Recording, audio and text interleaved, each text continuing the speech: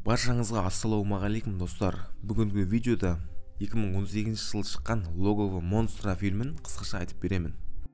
Бұл Шон есімді жігіт. Оның үйіне қызы Рилли келеді. Екеуі құшақтасып болғаннан кейін Шон оған қозғалма деп әдемі болып тұрғанын айтып суретке түсіріп алады. Рилли оған бұл суреттерді ешкімге көрсетпе дейді. Біраздан кейін Шон анасын туған күнімен құттықтап, оған жүзік сыйлайды. Оған мұндай қымбат сыйлықты қалай алдың дегенде, жұмыста айлығым көтерілді дейді. Әкесі оған өзі айтқан жұмысқа кіруін өтінеді. Бірақ Шон ол жұмыс ұнамайтынын айтып бас тартады. Содан соң ол досы Дерекпен кездеседі. Екеуі мейрамханада жұмыс жасайды. Ол жерде келген клиенттердің көліктерін үйлеріне апарады және үйіне барған кезде құнды заттарды ұрлап кетеді. Екеуі күтіп тұрғанда кезекті клиенттері де келеді. Оларды мейрамханаға кіргізген соң Дерек көлікті айдап кетеді. Шон оған қоңырау шалып, ұрлыққа түспе, бұлар жақсы адамдар дейді. Дерек болса, екі ересек адамда, балалары да мейрамханада, бұл біз үшін керемет мүмкіндік деп тыңдамайды. Содан кейін үйге келіп көлікті гаражға кіргізеді. Үйдің есігін ашып үйге кіреді. Ішін аралап жүріп, итті көріп қалады. Ол үріп, Деректі қуалайды. Бөлмеге кіріп кетіп есікті жапқанымен ит есікті ашып кіреді. Сөйтіп ештеңе ұрлай алмай иттен зорға қашып құтылады. Екеуі мейрамхананың алдында тұрғанда кезекті Кейл есімді жігіт келеді. Бұл жолы Шонның кезегі. Ол көлікті алып клиенттің үй жағына кетеді. Үйді тауып көлікті кіргізген соң кілтпен есікті ашып үйге кіреді. Үйден несие картасын тауып алып қуанып Дерекке қоңырау шалады. Ол карточканы қолдану үшін үйдің телефонымен банкке қоңырау шалу керек екенін айтады. Шон телефонды екінші қабаттағы бөлмеден тауып алады. Банкке қоңырау шалып, картаны қолданысқа енгізеді. Шығып бара жатып, бір есікті көріп қалады. Ол кілттенген және құлпы үлкен. Шон тәуекел еткісі келмеді, бірақ Дерек оның ішінде бағалы заттар бар деп оны көндіреді. Шон кілтпен есікті ашады. Ішіне кірсе, бір компьютер қосулы тұр. Компьютерден құпия сөздер жазылған файлдарды іздейді. Және сол жерден чек кітапшасын тауып алады. Оны суретке түсірмекші болып, телефонның жарығын жаққан кезде бір әйелді көріп шошып кетеді. Жарықты жағып қараса, оның қол аяғы шынжырланған, аузы байлаулы.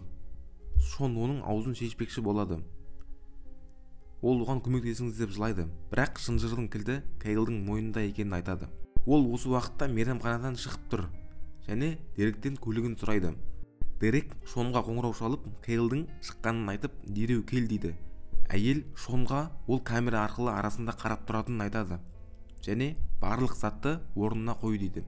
Шон шынжырды сындыру үшін гараждан кілт алып келеді. Қайтып келгенде Кейл камерадан қарап жатқанын біліп, кіре алмай кетіп қалады. Өз көргеніне өзі сене алмай мейрамханаға келіп, Кейлге көлігін береді. Дерекке оның үйінен қызды мал құсатып, шынжырлап қойғанын айтып, суретін көрсетеді. Шон полицияға қоңырау шалып, үйдің мекен-жайын айтып, тұтқаны қойып тастайды және Дерекке енді үйге ешқашан ұрлыққа түспеймін дейді. Кейл үйіне келіп, бәр жерді тексереді және несие картасының жоқ екенін байқайды. Шон Кейлдің үйінің қасына келіп тұрады және Дерекке сол жерге кел дейді. Шон үйге қарап отырған әйелдің шыңғырған дауысы шығады. Бір кезде үйге полиция келеді. Есігін қаққанда үйінен Кейл және тағы бір әйел шығады. Шон көлікте бақылап отырады. Олар екеуімен сөйлесіп, күдікті дым байқамағасын кетіп қалады. Біраздан кейін Кейл әлгі әйелді шығарып салады. Сосын Шонның көлігіне қарап, оған жақындайды. Шон қорқып көлікте тығылып отырады. Кеткен шығар деп басын көтергенде қасына Дерек келеді. Мән-жай қалай болғанын, полиция келгенін, бірақ қайтадан кетіп қалғанын айтады және Кейл кеткесін үйіне кіреміз дейді. Көп ұзамай Кейл кетіп қалады. Жолда ол полицияға соғып, үйіне ұры түскенін айтады. Шон мен Дерек үйге кіреді және шынжырланған қызды көрген кабинетке келеді, бірақ ол жерде ешкім болмайды. Сөйтіп жүргенде үйге полиция келіп, екеуі қашып кетеді. Кейл екеуінің үйге келгенін камерадан көріп отырады және қызды да көлікке салып алған екен. Шон полицияға бәрін айтып, қыздың суретін көрсетемін дейді. Дерек оған қарсы болады, себебі ұрлыққа түскенімізді білсе, түрмеге жабыламыз дейді. Бірақ Шон сені айтпаймын деп кетіп қалады. Кейл әлгі қызды орманның арасындағы үйге алып келеді. Айқайласа, тоғыртатын шынжырды мойнына байлап қояды. Жуынып болғаннан кейін оны темір торға қамап қояды.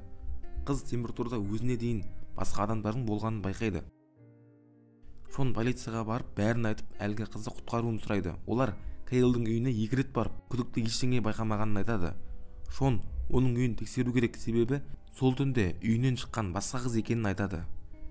Сөйтіп тергеуші кісі Кейлдің үйіне тағы келіп, үйінің ішін аралайды, бірақ ешқандай қызды көрмейді. Сосын Шонға келіп, сен өтірік айтып жүрсің, Кейл ешқандай қызды ұрламаған және әлгі суретті ғаламтордан алғансың дейді. Кейл GPS датчикті Шонның көлігіне жабыстырып қояды. Кейінірек Шон ФБР-ге келеді. Оларға да қыздың суретін көрсеткенімен еш нәтиже болмайды. Сол жерден шыққаннан бастап Кейл оны аңдай бастайды. Шон үйінде шомылып жатқан кезде келіп компьютерден құпия файлдарды және фотоаппараттағы суреттерді алып кетеді және оның әлеуметтік желідегі парақшасына кіріп қызымен қарым-қатынасын бұзады. Группаластарына оның жалаңаш суреттерін жібереді. Шон Райлимен сөйлесу үшін үйіне барғанда оны кіргізбейді. Көлігінің қасына барса, оның терезелерін шақ өткен. Сол жерде Шон оны көлікпен қақпақшы болады. Райлиді ұрып-соғып құлатып кетіп қалады. Ол ауруханаға түседі. Шон оған келіп бар шындықты айтады, бірақ Райли оған кет дейді. Үйіне келіп Шон әке-шешесінің жұмыстан шығып қалғанын біледі. Шон Кейлдің үйіне баратын болып шешім қабылдайды. Жолда ол Дерекке қоңырау шалады. Әңгіме барысында Дерек телефонды бейне бақылауға ауыстырады. Бір кезде үйінен Кейл шығып оны ұра бастайды. Сосын оны өлтіріп, телефонын алғанда Шон оның түрін суретке түсіріп алады. Сосын оны ФБР-ге жібереді.